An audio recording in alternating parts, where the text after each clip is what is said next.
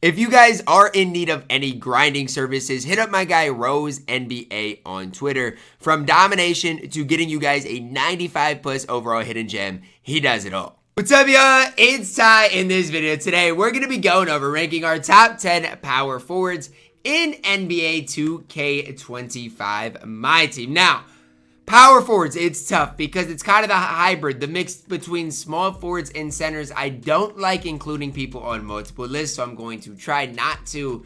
So guys, let's say like Kareem, he has power forward eligibility. He is going to be on the center tier, or center top 10, not the power forward. So just kind of something to keep in the back of your mind. Paolo, LeBron, they were on the small forward list, so they're not going to be on the power forward list. Even Keith Van Horn, a guy I really do like, he was on the small forward list, so he's not going to be on the power forward list. Now again, this is a super difficult thing to do, but yeah, that's kind of what I'm trying to do. And again, if some of these cards end up being on the center list, it's because, look, I had to do what I have to do. There's a couple of guys that I think could make the center list just because I feel like they might be better at center. Anyways, let's start off at number 10.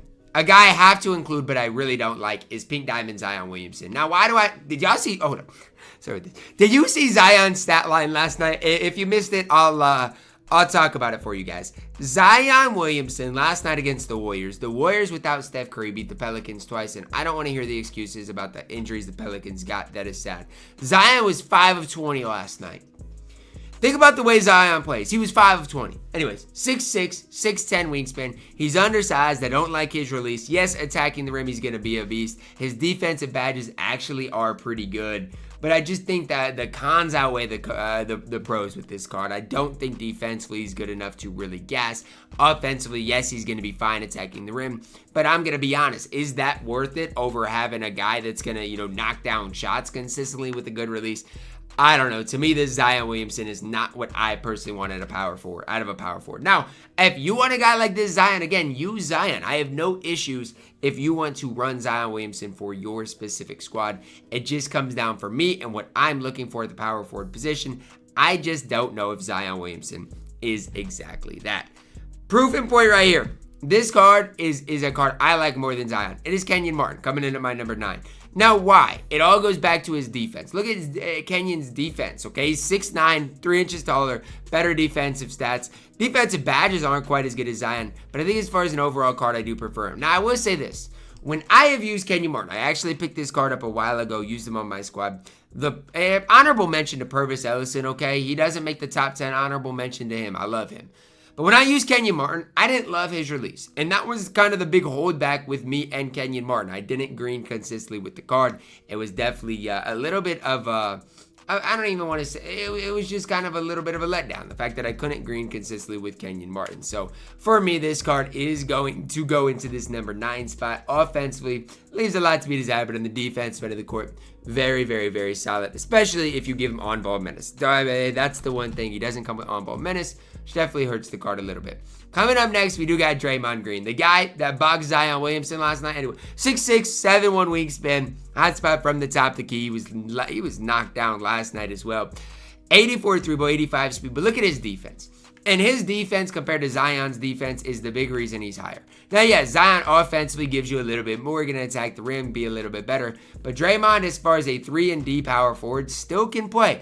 I don't necessarily, and if I forget anybody on this list, I apologize. Want to say that. But I think Draymond, he fits what you need. His release isn't necessarily great, but he is going to play good defense, which is important. He's going to knock down shots. He is going to make some plays. His passing accuracy is at a 92. He's going to do a lot of things extremely well. It just comes down to the fact that I wish his release was a little bit better, and I wish the card was a little bit taller.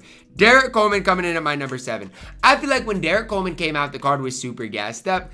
A lot of people say Derek Coleman didn't live up to his expectations, which might be true. However, I do still think this card is absolutely elite. 6'10", great badge-wise, set shot specialist, defensively elite. I mean, there's not really anything bad you can say about it. His passing accuracy stinks, which is an important stat for sure.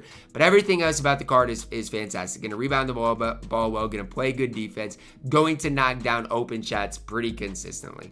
I've actually never used Derek Coleman. I've played against the card. And yes, his release does not look the best. But outside of that, Derek Coleman's an absolute beast. And honestly, when I'm looking at this list, you got Derek Coleman, Draymond Green, Kenyan Martin, Zion Williamson. Out of those cards, whose release is the best? I don't know. None of those cards, in my opinion, have great releases. So why am I going to hate on Derek Coleman when that's probably his biggest flaw in the game? Card who does have a good release is the Diamond Al Harrington. And that's exactly why I'm plugging him in here at number 6. I'm on record for saying that I do not love Al Harrington in my team. I'm on record for saying that. So I'm not going to backtrack completely. I still do not love this card. I think, defensively he's okay. However, I don't know. I feel like, his stats aren't necessarily super high. But this card, when you're looking at him, is super complete. And on second look, you're talking about a card that has a great release. He's going to play good defense. He is going to do everything you need him to do on the floor. And it all starts and ends with the Brandon Goodwin release. He's going to be knocked down on the offensive end. Defensively, his player build's really solid. The more I'm looking at Al Harrington, the more I'm like, dang, this card actually has some things. Comes with on-ball menace, so that can save you some coins as well. I like this card the more I'm looking at Al Harrington. I really do. Now, I don't know the price he's going for at the time I'm recording this, but what I do know is Al Harrington is the best card we've talked about today. And honestly, I don't even think it's particularly close. At my number 5, we're plugging in the Diamond Willis Reed card. Here's a card that might be on. He might just have to be plugged into the center tier as well, or center top 10, because I don't know if I like him at power forward or center more. Here's what I do know about Willis Reed. He's going to knock down shots. He's got a smooth release. Defensively, he's an absolute beast. And the difference between Willis Reed and Al Harrington is massive. His defense is absolutely nuts. And his release, again, is super, super, super smooth. Every time I play against Willis Reed, he gives me problems. The problem with Willis Reed is he is insanely expensive right now in my team. And so take all of those things, combine them together. But Willis Reed is an absolute beast on this game. His player build's good. He's going to be a beast defensively, especially on the interior. His interior defense is going to be better than the perimeter defense. But to me, like, him and Al Harrington are they're different. Willis Reed definitely is better, but they're kind of similar. The reason the cards are so good on this game is because their releases are so good. If they didn't have good releases, they wouldn't be nearly as hyped up. But both cards have really good releases. Both cards are going to play really, really solid for you guys. Willis Reed coming in here at number 5. At my number 4, we're plugging in Pink Diamond Spicy P Pascal Siakam, 6'8", 7'3" wingspan. And if we're going to talk about their nights last night, Siakam, top of the key per game. Look, I respect the Celtics a lot, but in overtime, the refs wanted the Celtics to win. They did. The jump ball they called was so sad when, who was it that got hacked, man? He got hacked by three different people, and then they called the jump ball. Like, the refs were definitely on the Celtics side, but that's none of my business. I'm just going to keep moving forward. Siakam gamed them, and I love to see it. 86-3 ball, good standing driving dunk, good speed, really solid defense. The defense of Spicy P is why I'm so high on this card. And honestly, why I like Spicy P more than Willis Reed. Willis Reed is going to do everything better, but he does not have the Hall of Fame defensive badges that Spicy P does. Does make Spicy P my 4th best power forward in the game. Just still am unsure about his release in my team. Coming in at my number 3, not Moses Malone. We've got Pink Diamond Karl Malone. Now, Moses Malone is fine, but he's not a power forward to me. He's more of a center, especially with the low 3-ball. Karl Malone here, 6'9", 7-foot wingspan, 82 3-ball, 89 speed, perfect defensively. His stats remind me a lot of Willis Reed. To be honest with you guys, I just think Karl Malone is slightly more complete of a card. That's kind of where I'm at between the two cards. Does come with Hall of Fame pogo, rebound chaser. Do need to give him immovable on-ball menace. But you give him those couple of badges, even maybe a couple of those shooting badges like a limitless range type badge. Karl Malone's an absolute beast. Gonna dunk the ball incredibly well. 90 standing dunk, 95 driving dunk. Has a chicken release in my team. One thing about Karl Malone is this. Obviously, you can hate the guy off the court, but, in 2K, he's always going to have one of the better releases in the game. Always. Whenever Karl Malone comes out, you can almost book it that his release is going to be one of the best in the game. This year's no different. Coming in at my number 3. At my number 2, Diamond Jiren Jackson Jr. This card may be on my, he might be on the center list as well. He might be. And honestly, I don't even like him at number 2. I want to move him to number 1, but I'm not going to do it. This card is so complete. Defensively has every badge nearly in the entire game. Hall of Fame set shot specialist, posterizer, rise up.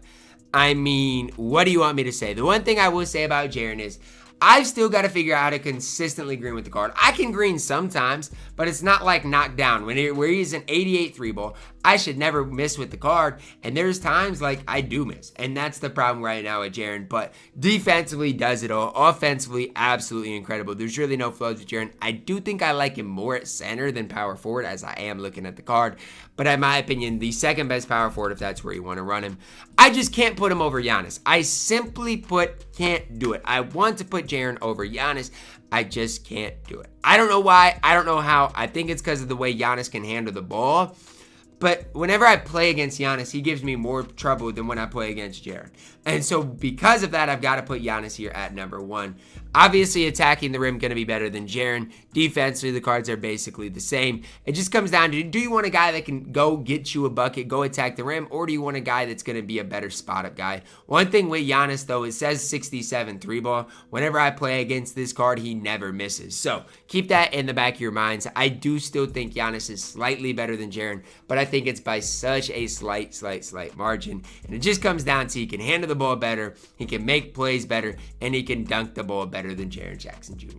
Let me know your thoughts on my power forward list. Again, I would love to put Jiren at number 1. Just don't know if that is if that's valid. But let me know your thoughts. Drop a like on the video, guys. Subscribe if you're new, and as always, man, I love you guys. Have a blessed day.